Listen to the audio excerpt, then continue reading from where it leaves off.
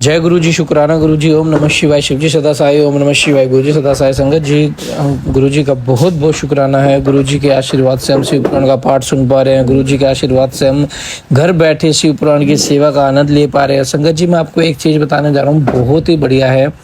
अगर आप गुरु जी से जुड़ रहे हो, मैंने पहले भी बताया था, आपको फिर बता रहा हूँ, आपको अगर गुरु जी से जुड़ रहे हो तो 5 बातें बिल्कुल याद रखना। कभी भी गुरु पर डाउट मत करना। दूसरी, इफ एंड बट मत करना। तीसरी, लेट अस में ट्राई, मतलब जैसे हम सोचते हैं ना, चल इसके पास भी चले जाते, इस साधु के पास भी चले जाते, इस मंदिर में भी चले जाते, शायद कुछ हो ही जाए, ऐसा सोच के कभी मत जाना। जब भी जाना जीरो होके जाना। चौथी बात ये है। और पांचवी बात ये है कि गुरु के पास जाने के बाद चिंतन करना, चिंता मत करना। चिंतन में मतलब मंत्र जाप करना, अपना ध्यान इस चीज में लगाना, कभी भी चिंता मत करना, क्योंकि चिंता करने के लिए गुरु जी है। और गुरु जी सब कुछ देंगे जो आपने सोचा भी नहीं होगा, वो भी देंगे आपको गुरु जी। आपके बचपन की कुछ ऐसी शक्ति, ऐसे सपने भी होंगे जो आपने दबा दिए होंगे सोच में, कारण टेंशन में, वो भी गुरु जी देंगे। आइए पाठ को शुरू करते हैं गुरु मंत्र जाप के साथ। ओम नमः शिवाय। शिव जी सदा साई। ओम नमः शिवाय। गुरु जी सदा साई। जय गुरु जी, शुक्राना गुरु जी। जय गुरु जी।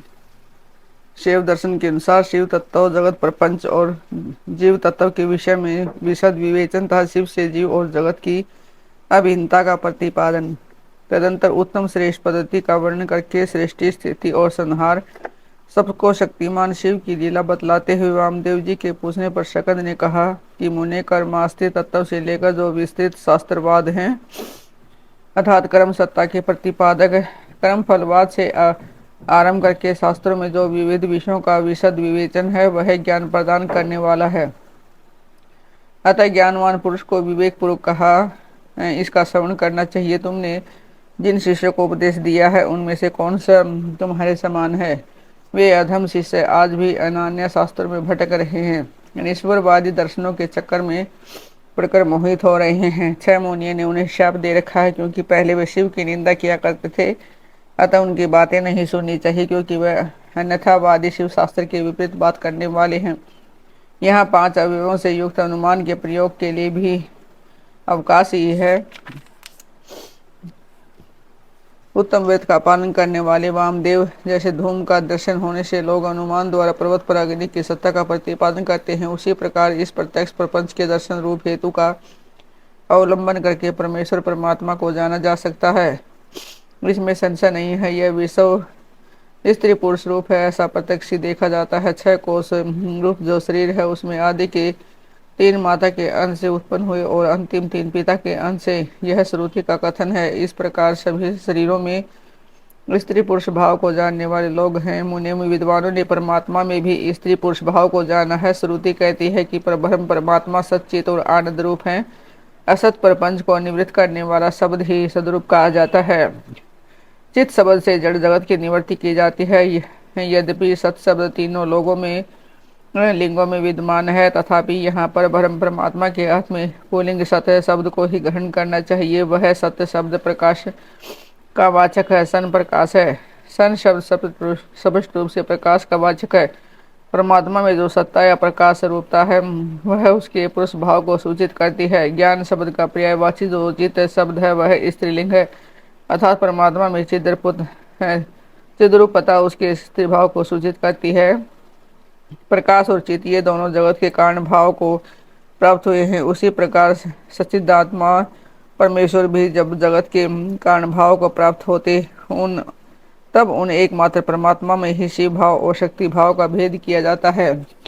जब तेल और बत्ती में मलिनता होती है, तब उसके प्रकाश में मलिनता आ जाती है। चिता की आग आदि में अशिवता और मलिनता स्पष्ट देखी जाती है।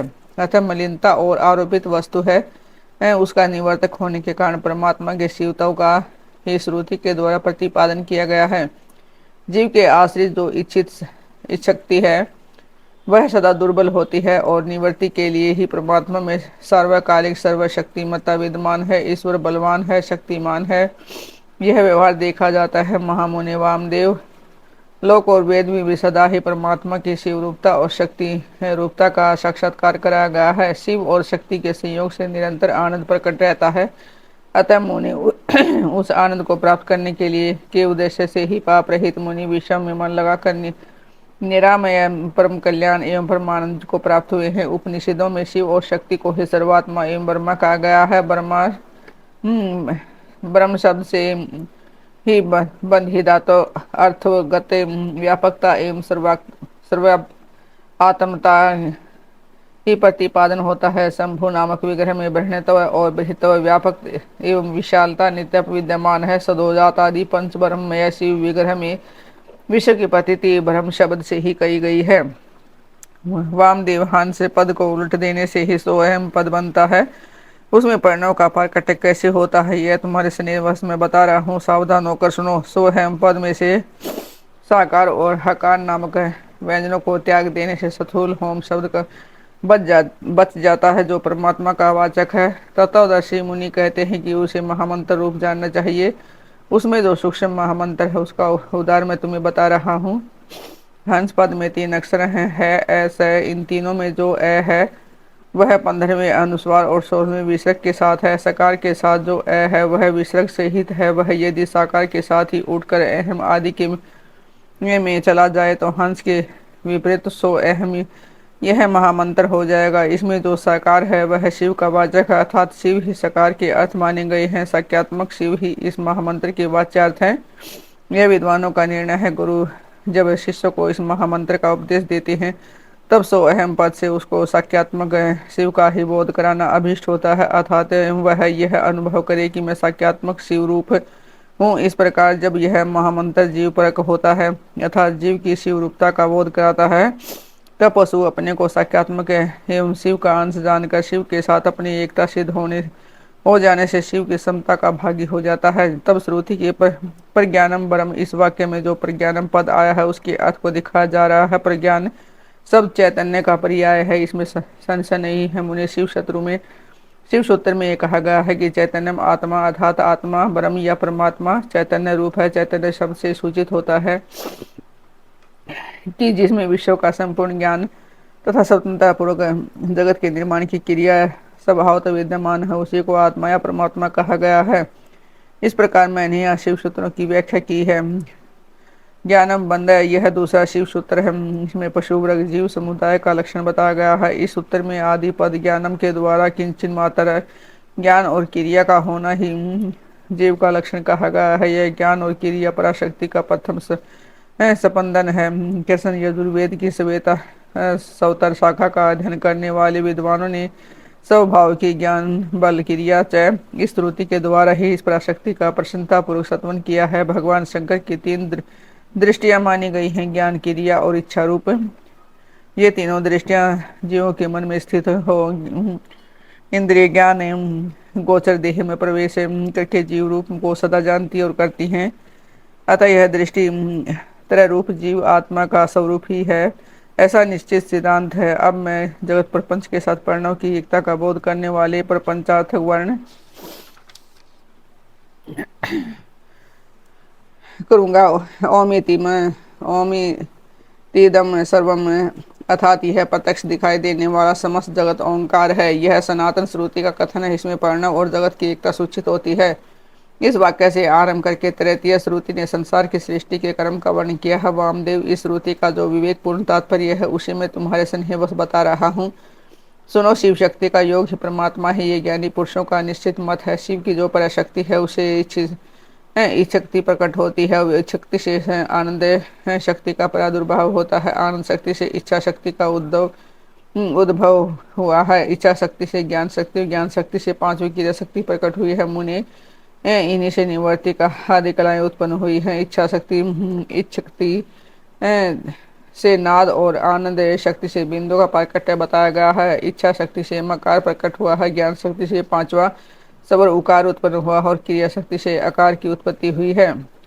मुनीश्वर, इस प्रकार मैंने तुम्हें प्रणव की उत्पत्ति बतलाई है। अब ईशान आदि पद से ब्रह्म की उत्पत्ति का वर्णन सुनो। शिव से ईशान उत्पन्न हुए हैं। ईशान से तत्पुरुष का प्रादुर्भाव हुआ है। तत्पुरुष से अघोर का, अघोर से वामदेव का और वामदेव से सदोजात का प्राकट्य हुआ है।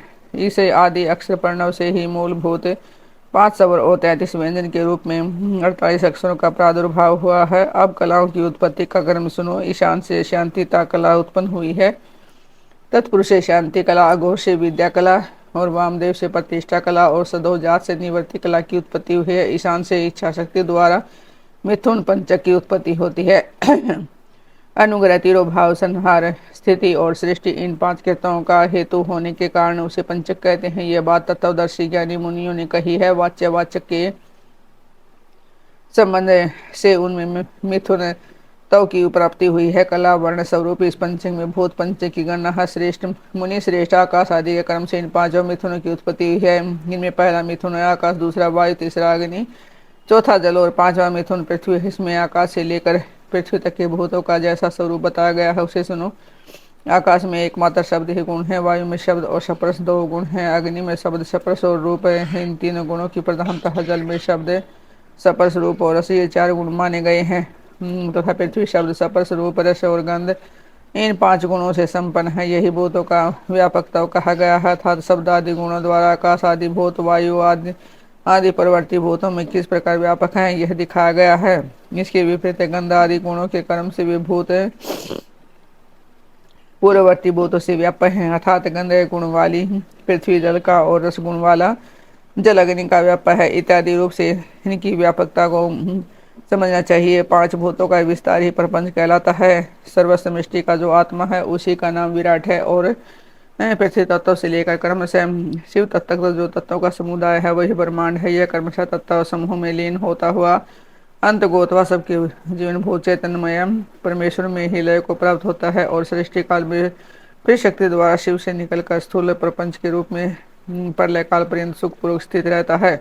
अपनी इच्छा से संसार की सृष्टि के लिए उदित हुआ महेश्वर का जो प्रथम प्रतिस्पंद है उसे शिव तत्व कहते हैं। ये इच्छा शक्ति तत्व है क्योंकि संपूर्ण कृत्यों में इसी का अनुवर्तन होता है। मुनीश्वर ज्ञान और क्रिया इन दो शक्तियों में जब ज्ञान का आधिक्य हो तब उसे सदा शिव तत्व समझना चाहिए। जब क्रिया शक्ति का उद्रेक हो तब उसे महेश्वर तत्व जानना चाहिए तथा जब ज्ञान और क्रिया दोनों शक्तियां समान हो तब वासुद विद्यात्मक तत्व समझना चाहिए। समस्त भाव पदार्थ परमेश्वर के अंगभूत ही हैं तथापि उनमें जो भेद बुद्धि होती है उनका नाम माया तत्व है। जब शिव अपने परमेश्वरशाली रूप को माया से निगृहित करके संपूर्ण पदार्थों को ग्रहण करने लगता है तब उसका नाम पुरुष होता है। उस शरीर को रचकर स्वयं उसमें प्रविष्ट हुआ उस श्रुति ने उसके इसी स्वरूप का प्रतिपादन किया है अथवा इसी तत्व का प्रतिपादन करने के लिए उक्त श्रुति का प्रादुर्भाव हुआ है। यही पुरुष माया से मोहित होकर संसारी पशु कहलाता है। शिव तत्व के ज्ञान से शून्य होने के कारण उसकी बुद्धि नाना प्रकार कर्मों में आसक्त हो मूर्खता को प्राप्त हो जाती है।